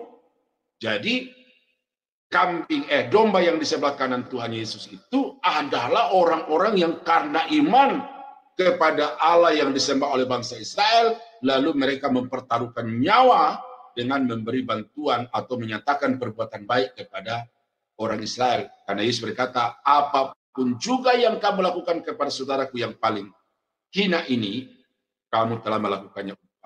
Nah, jadi itu bukan perbuatan baik sekarang, saudara ya. Bukan perbuatan baik sekarang yang membuat saudara masuk surga, tetapi itu perbuatan pada masa Antikris. Itu konteks yang harus diperhatikan itu. Ya. Dalam ilmu tafsir itu disebut sebagai kronometris. Kita harus menempatkan setiap bagian atau setiap ayat itu pada periode waktunya masing-masing. Ya. Nah, lalu ya kita juga di situ ikut mengadili ya. Lalu pengadilan malaikat yang jatuh. Malaikat-malaikat yang berbuat jahat, yang menjadi pengikut Lucifer itu akan diadili juga pada waktu Yesus datang dari awan-awan menginjakkan kakinya di atas muka bumi ini. 1 Korintus 6 ayat 3 itu. Yudas pasal 6. Yudas 6 ayat 6 itu. Di situ jelas bahwa malaikat-malaikat yang jatuh itu akan diadili dan kemudian dia akan dilemparkan ke dalam satu jurang yang tidak beralas, dan di sana dia akan terkurung selama 1000 tahun. Nah, itu malaikat-malaikat. Dan yang terakhir adalah pengadilan takhta putih. Oke. Oh, tempatnya di sini, tempatnya dan waktunya ini yang BCD ini berlangsung di atas bumi ini, ya, di atas bumi ini, dan dilakukan di akhir masa tribulasi, di awal kerajaan 1000 tahun. Karena kalau kita baca di dalam kitab Daniel itu, ternyata ada waktu yang tidak disebutkan di dalam 7 tahun masa Antikris dan kerajaan 1000 tahun. Ternyata itu ada beberapa hari di situ, ya, yang menjadi pengantara antara tribulasi dan 1000 tahun.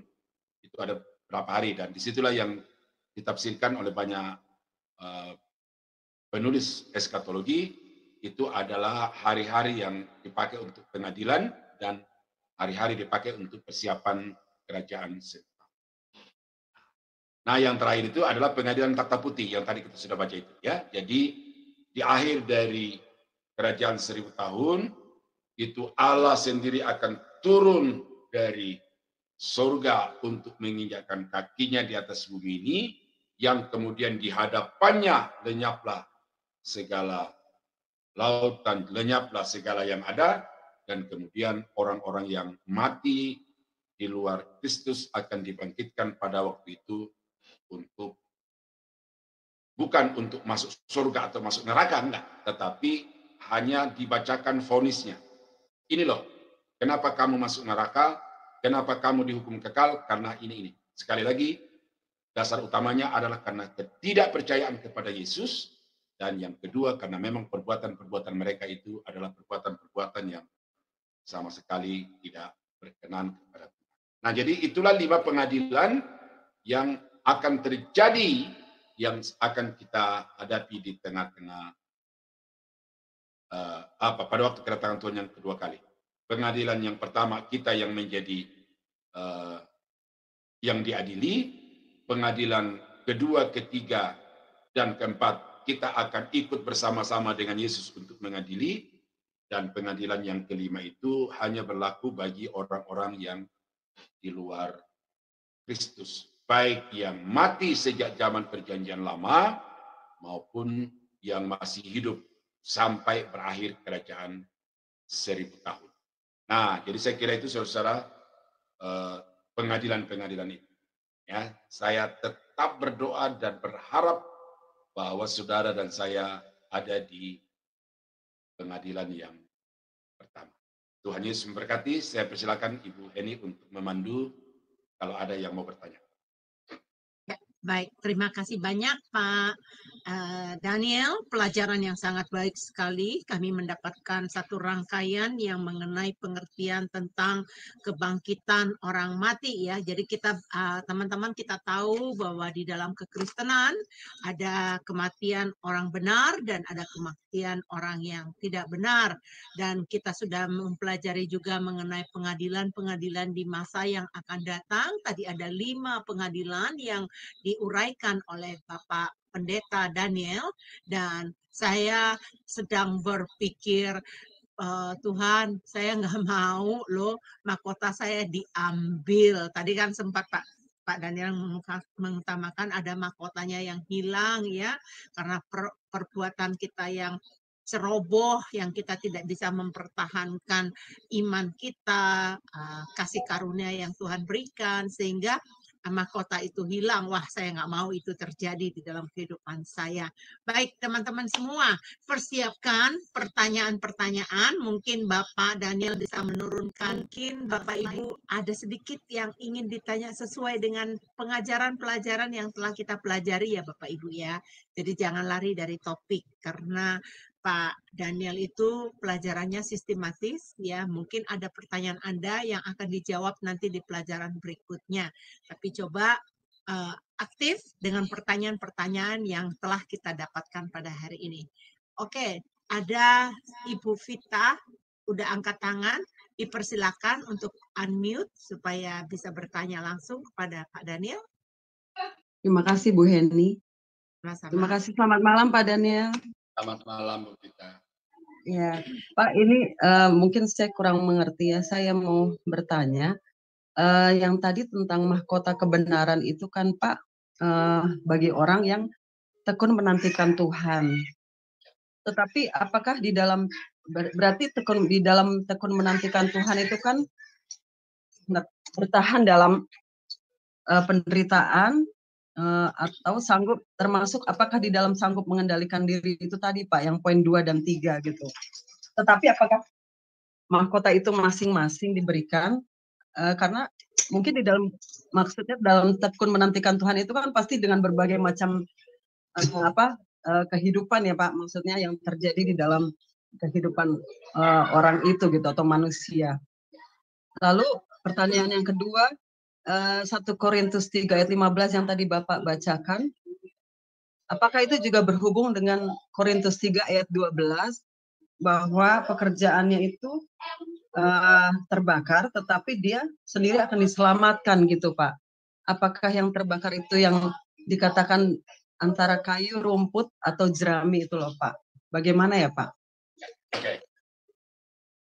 Yang pertama dulu adalah mahkota kebenaran, ya, disediakan baik bagi orang-orang yang tekun menantikan kedatangan Tuhan. Ya, Ibu tadi sudah sebutkan salah satunya adalah bertekun dalam penderitaan. Nah, memang pada waktu Paulus menulis 2 Timotius 4 ayat 8 itu, di ayat 6 dan ke-7-nya itu, Paulus di situ mengisahkan tentang hidupnya di dalam mengiring Tuhan, dan khususnya pada hari-hari tuanya dia mengalami penderitaan yang begitu berat, ya, sehingga dia berkata, darahku sudah mulai dicurahkan dan saat kematianku sudah dekat. Jadi memang orang yang menantikan kedatangan Tuhan itu adalah orang yang tetap beriman secara kuat sekalipun dia harus menghadapi berbagai penderitaan. Itu satu. Tetapi yang kedua juga, hidup benar. Jadi selama dia ada di tengah-tengah dunia ini, dia akan berjuang untuk menghasilkan dari kehidupannya buah-buah kebenaran, baik dengan tutur kata, perbuatan, sikap hidup, bahkan cara berpikir. Nah, itu sudah disebutkan tadi. Lalu yang ketiga itu yang mungkin saya belum sebutkan dan ini di sini sebutkan adalah bahwa orang yang menantikan kedatangan Tuhan yang kedua kali itu adalah orang yang mengerjakan apa saja yang dipercayakan kepada Tuhan itu dengan berpikir atau dengan berkeyakinan bahwa saya lakukan ini untuk Tuhan sekalipun tidak dihargai oleh manusia, tetapi Tuhan pasti akan menghargai. Ya, saya selama ini mengajar sudah lebih dari 20 tahun dan saya sudah berkali-kali katakan saya belum pernah digaji oleh satu sekolah pun. Dan bukan karena saya tidak mau digaji, tapi karena memang sekolah-sekolah itu tidak punya dana untuk menggaji. Ya. Tetapi saya sendiri melakukannya ini adalah bahwa karena ini Tuhan percayakan kapasitas ini dan mungkin saya punya tugas karunia utama di situ, maka saya lakukan ini di dalam bukan karena talenta itu saja, tetapi karena saya percaya bahwa kalau nanti Tuhan datang pada kali yang kedua, maka Tuhan akan memberikan pembalasan kepada saya. Saya tidak munafik, Bapak Ibu. Ya, saya butuh alat-alat. Ya. Ini sekarang ini saya pakai komputer rumah untuk mengajar ini karena laptop saya sudah boleh dibilang out of date gitu ya. Ya. Tetapi saya melakukan ini bukan karena wah cari dana, cari bantuan. Itu ya Tuhan tahu lah ya, saya bisa saja berkata seperti itu karena hati saya. Tapi selama saya ada di ladang Tuhan sejak tahun 81 ya sampai hari ini saya meyakinkan diri saya bahwa saya masih ada pada situasi itu, dan karena itu saya percaya ketika Yesus akan datang pada kali yang kedua, dia akan memberikan penghargaan kepada apa yang saya kerjakan ini. Nah, jadi ibu juga begitu.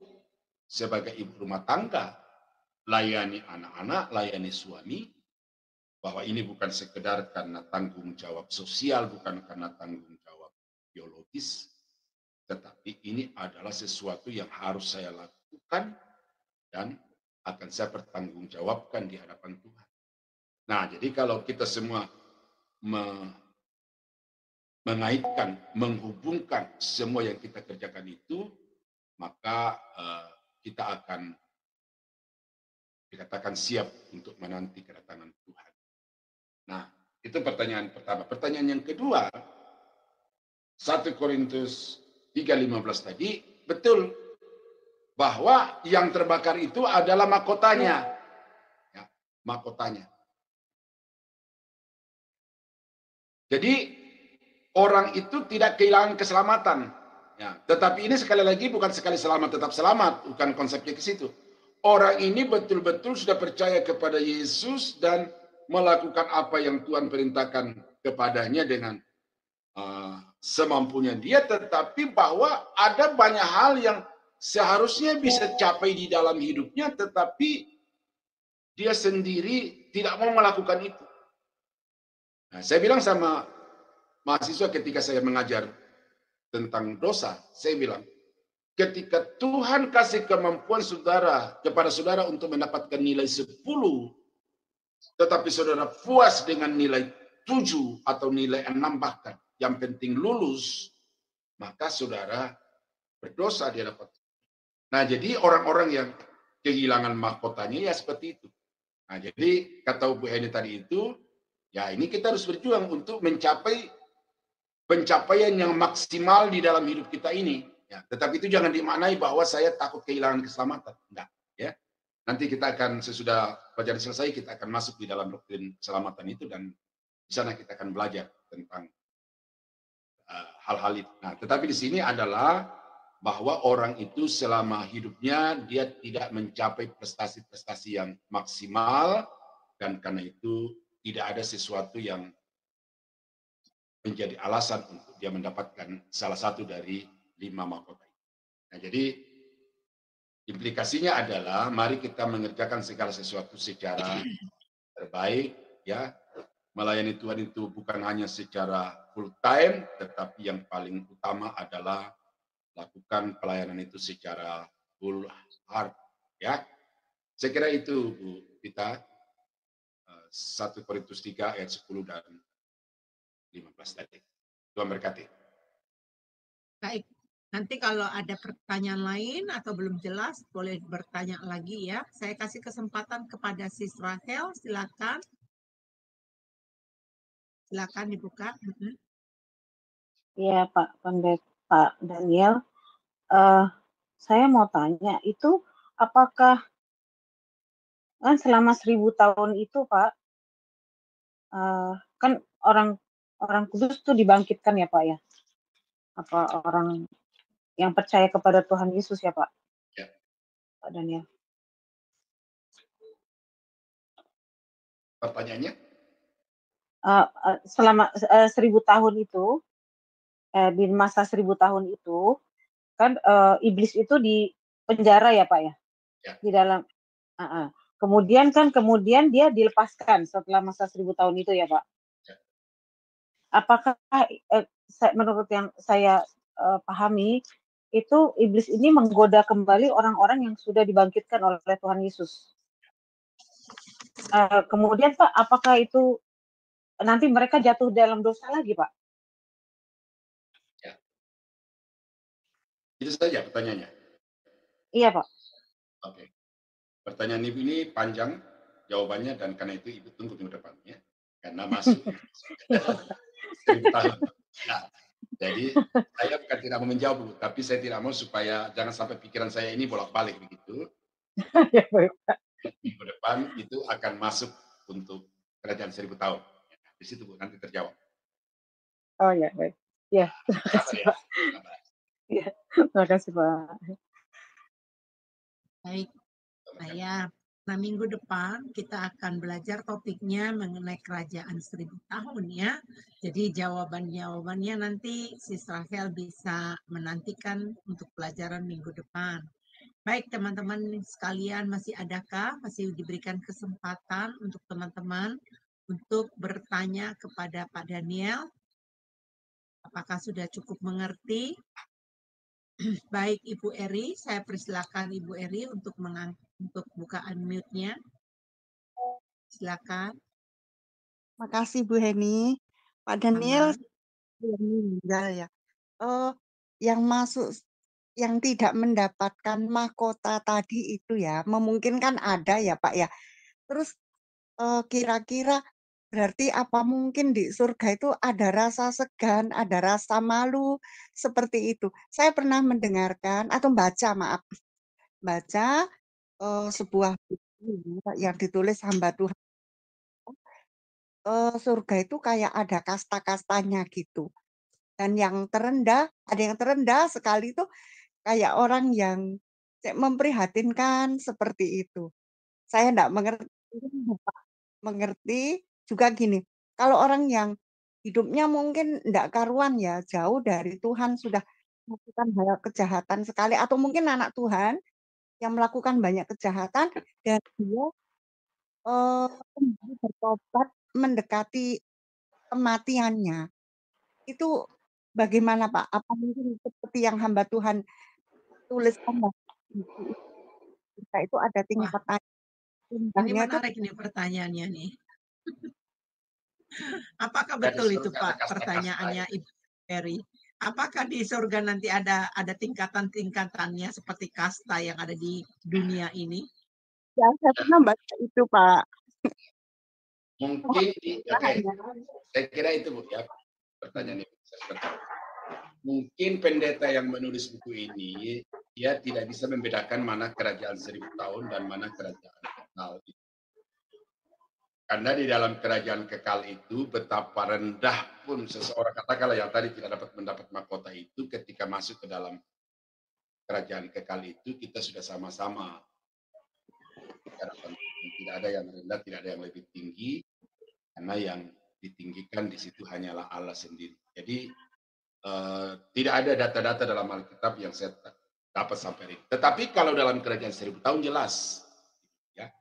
Jadi mahkota-mahkota yang kita peroleh dari Tuhan pada waktu kita sudah di awan-awan itu menentukan kedudukan kita di dalam kerajaan 1000 tahun. Makanya dikatakan ada yang berkuasa atas 10 kota, ada yang berkuasa atas 10 kota.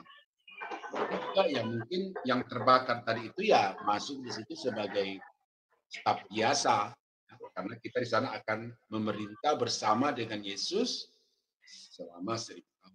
Nah, birokrasinya sama dengan birokrasi yang sekarang ini.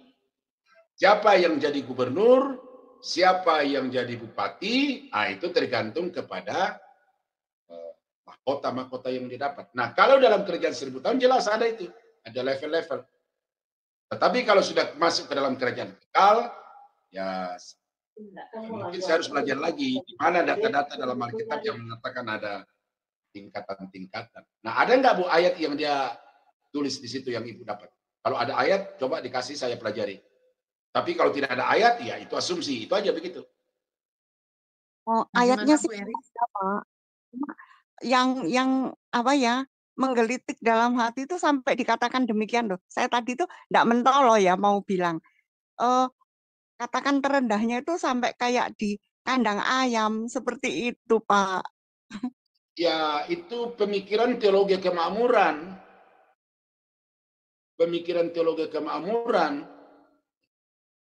Kita ada di dalam satu tempat yang penuh dengan kemuliaan Allah dan tidak ada lagi di situ pemikiran saya punya mobil Ferrari, saya punya mobil Alphard, tidak ada lagi di situ.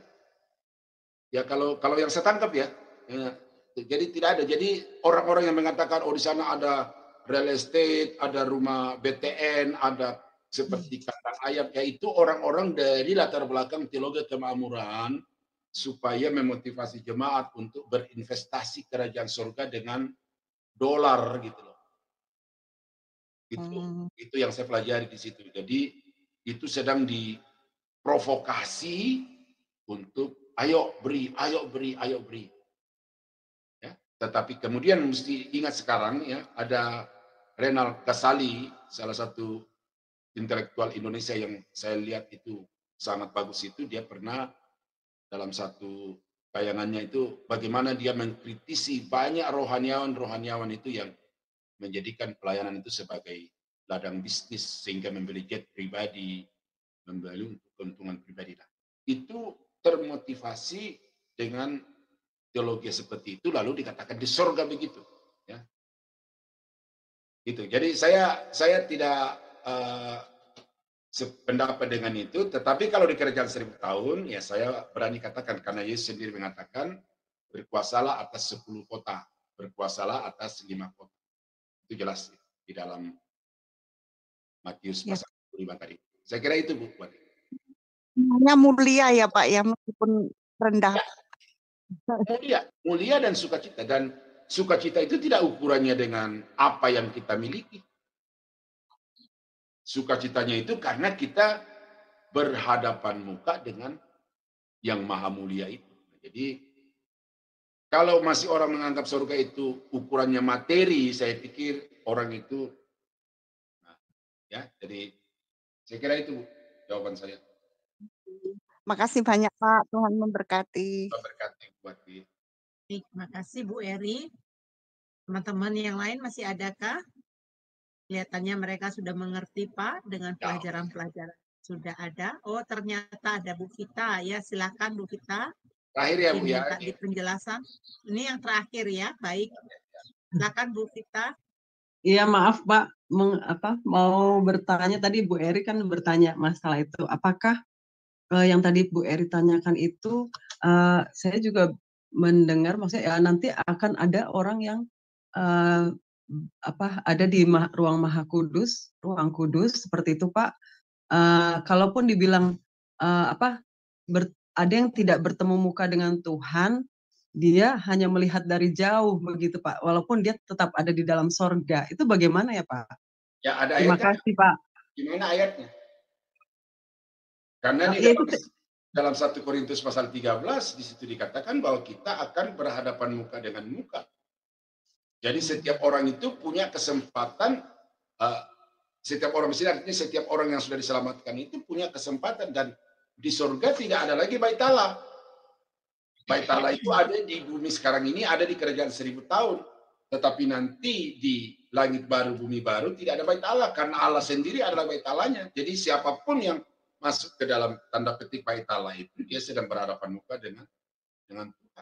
Nah, jadi melihat dari jauh itu ya saya asumsi juga bahwa orang-orang itu sedang berasumsi gitu. Oh iya Pak. Nah, makanya saya tanya sama Ibu Vita tadi, ada nggak Ibu Erawati tadi, ada nggak ayat? Kalau ada ayat coba di WA ke saya supaya saya analisa minggu depan saya. Tetapi kalau nggak ada ayat ya asumsi saya benar bahwa orang itu sebenarnya sedang berasumsi. Oh iya Pak. Ya sebenarnya seperti Bu Eri, saya pernah mendengar seperti itu, maka saya bertanya gitu Pak. Ya terima kasih ya Pak. Begini Bapak Ibu, saudara perhatikan diktat saya itu, di belakangnya itu ada ayat-ayat. Jadi ayat-ayat itu kalau Bapak Ibu pelajari dan kemudian tidak sependapat dengan apa yang saya sebutkan dalam kalimat pendek di depannya, ya bisa saudara sanggah, tetapi sanggah dengan alasan yang lebih kuat gitu loh.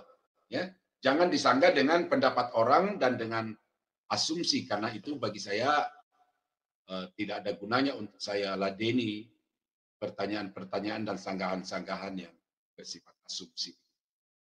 Nah, jadi kira-kira demikianlah Bapak Ibu pertemuan kita malam ini. Ya, kebangkitan orang mati dan pengadilan-pengadilan. Saya harap saudara tidak bingung lagi ya kalau ada pernyataan-pernyataan dari pendeta-pendeta di masa-masa yang akan datang, dengan apa yang saya berikan kepada saudara ini sudah memberikan kepada saudara pemahaman yang alkitabiah, dan saudara tidak lagi mudah untuk diombang-ambingkan oleh asumsi-asumsi dari pendeta-pendeta yang memang memukau secara penampilan tetapi tidak memiliki landasan yang kuat secara alkitabiah. Nah, karena itu pada malam ini saya tutup demikian. Saya kembalikan kepada Ibu. Baik, terima kasih banyak Pak Daniel Palungan ya atas pengajaran yang luar biasa yang diberikan kepada kita. Teman-teman kita semua, saya mau mengajak teman-teman untuk selalu berhati-hati untuk mengkonsumsi setiap pengajaran-pengajaran di luar sana. Karena banyak pengajaran-pengajaran yang tidak sehat, yang secara teologisnya tidak terbukti tentang kebenarannya. Dan bahkan banyak yang mengambil pengajaran-pengajaran itu, mereka menafsirkan dengan asumsi, dengan pengertian-pengertian mereka sendiri, dan sangat berbahaya sekali apabila kita mempercayai pengajaran-pengajaran yang tidak sesuai dengan Alkitab. Seperti saya katakan kepada Bapak dan Ibu, kita sangat bersyukur dan berterima kasih kepada Pak Daniel ya. Di Zoom Sema Adonai ini ada pengajar yang sangat luar biasa yang dikirim Tuhan untuk memberkati banyak sekali orang, termasuk saya, karena saya pernah belajar firman Tuhan di tempat lain, dan sekarang prosesnya, sekarang saya sedang membersihkan pengajaran-pengajaran yang dulu, dan saya menggantikan dengan pengajaran-pengajaran yang sehat. Dan untuk saya pribadi, saya sangat diberkati sekali dengan pengajaran-pengajaran Pendeta Daniel Palungan yang ada di Zoom kami ini. Baik Pak, untuk mengakhiri ini, saya minta Bapak untuk menutup closing dan sekalian doa berkat buat kami semua. Dipersilakan. Ya, sebenarnya tadi saya sudah closing statement, tapi Bapak saya ulang lagi bahwa kita ini, saudara-saudara, sedang menginvestasikan kehidupan kita yang nanti kalau Yesus akan datang kembali, kita akan menuai apa yang kita investasi itu. Karena itu selama saudara mengiring Tuhan, selama saudara melayani Tuhan dan berkarir di tengah-tengah dunia ini, lakukanlah segala sesuatu, kata Alkitab, seperti untuk Tuhan. Maka apa yang sudah lakukan untuk Tuhan itu bisa saja di mata manusia tidak dinilai, tidak dianggap, tetapi di hadapan Tuhan itu sangat kuat untuk saudara mendapatkan balasan dalam bentuk mahkota. Jadi setia mengiring Tuhan dan tekun menantikan Dia datang kembali pada kali yang kedua dengan selalu hidup di dalam kebenaran. Mari kita tunduk kepala, kita berdoa. Bapa di surga, terima kasih pada malam ini kami sudah belajar tentang kebangkitan dan juga tentang penghakiman-penghakiman. Kiranya Tuhan Kau materaikan firman Tuhan yang sudah kami pelajari pada malam ini di dalam hati kami masing-masing, dan kiranya Roh Kudus dapat terus menjelaskan secara lebih detail lagi di dalam kehidupan kami, supaya apa yang belum kami dapatkan pada malam ini kami dapat diberi oleh Roh Kudus yang terus-menerus mengiluminasi firman Allah yang sudah kami dengar. Kiranya Tuhan juga memberkati Sema Adonai dan semua adminnya. Tuhan berkati dan teman-teman yang bekerja sebagai operator dan yang juga mengatur di belakang layar apa yang sudah kami lakukan malam ini. Tuhan Engkau perhitungkan dan Engkau balas mereka sesuai dengan karunia, waktu dan cara sendiri. Sebentar kami akan istirahat, jaga kami sepanjang malam ini supaya kami bisa memulihkan segala kekuatan kami dan besok kami bangun dengan tubuh yang sehat segar, juga melakukan apa yang Tuhan percayakan. Terima kasih Bapa di surga. Dan saudara-saudara yang kekasih dalam Tuhan, kiranya anugerah dari Allah Bapa di dalam surga, damai sejahtera dari Tuhan kita Yesus Kristus, serta persekutuan kuat kuasa Roh Kudus, kiranya menyertai kita sekalian, dan sekarang sampai selama-lamanya. Dalam nama Yesus, kami akhiri diskusi pembelajaran Alkitab kami pada malam ini. Haleluya. Amin. Amin, amin. Terima kasih untuk Pak Daniel. Tuhan memberkati pelayanan Bapak.